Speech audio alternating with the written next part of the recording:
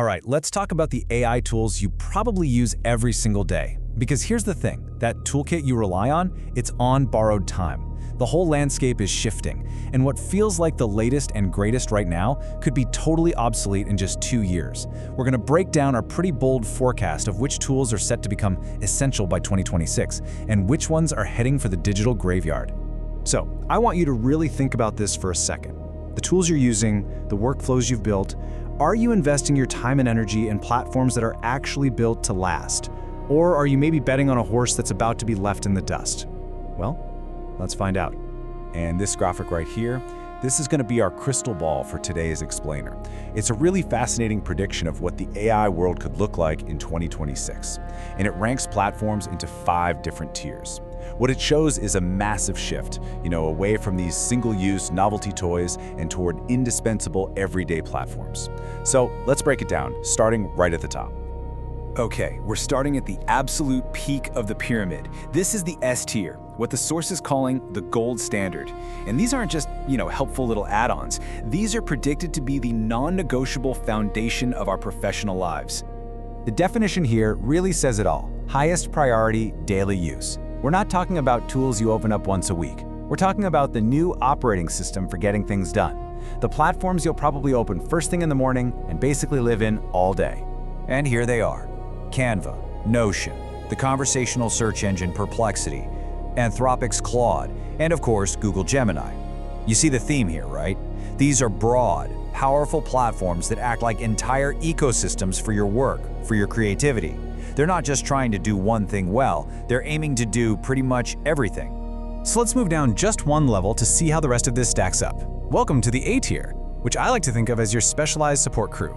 Now, these aren't necessarily your all-day, everyday platforms, but when you need a very specific job done, and done right, these are the tools you call in. The key phrase here is excellent performance. Look, if the S-tier tools are your general workshop, then the A-tier tools are your high-powered precision instruments. You bring them out for those specific high-stakes tasks where reliability and quality are everything. They provide a level of specialized power that the big all-in-one platforms just haven't quite matched. At least not yet. And these specialists include tools like Zapier for all that complex automation, Grammarly for making sure your writing is polished, 11 Labs for that super realistic voice generation, and Veed for intuitive video editing. You can see the pattern, right? Each one of these is pretty much a best-in-class tool for one critical part of a modern workflow. Okay, now for the big twist. This is where it gets really interesting. We're moving down the pyramid into the C and D tiers. This is where we see the changing of the guard, where some of today's biggest, most hyped names are actually predicted to fade, and fade significantly. And this slide really lays out how that decline is expected to happen. So, on the left, in the C tier, you see giants, like ChatGPT and Microsoft Copilot, and they're downgraded to occasional use. The thinking here is that their main functions are going to be so deeply baked into those S-tier platforms that you'll rarely need to go to them directly anymore. Then, on the right, you've got the D tier. This is the real graveyard. Tools like the video generator Sora, the AI hardware Rabbit R1, and the chatbot aggregator Poe are predicted to be dropped entirely. Maybe they were overhyped, or maybe their niche was just too small to survive. So the big question is, why is this happening? Well, it all comes down to this core concept, the utility gap. Think of it like this. Why would you ever open a separate calculator app when your phone's main screen has a perfectly good one built right in? It's the same idea. As those big S-tier platforms absorb the key features of these smaller tools, the reason to use them separately just evaporates. Their utility no longer justifies that extra click. Okay, so we've seen the rankings, we've talked about the rise and the fall, but what does all of this actually mean for you right now? How can you take this forecast and use it to future-proof your own skills, your own workflow?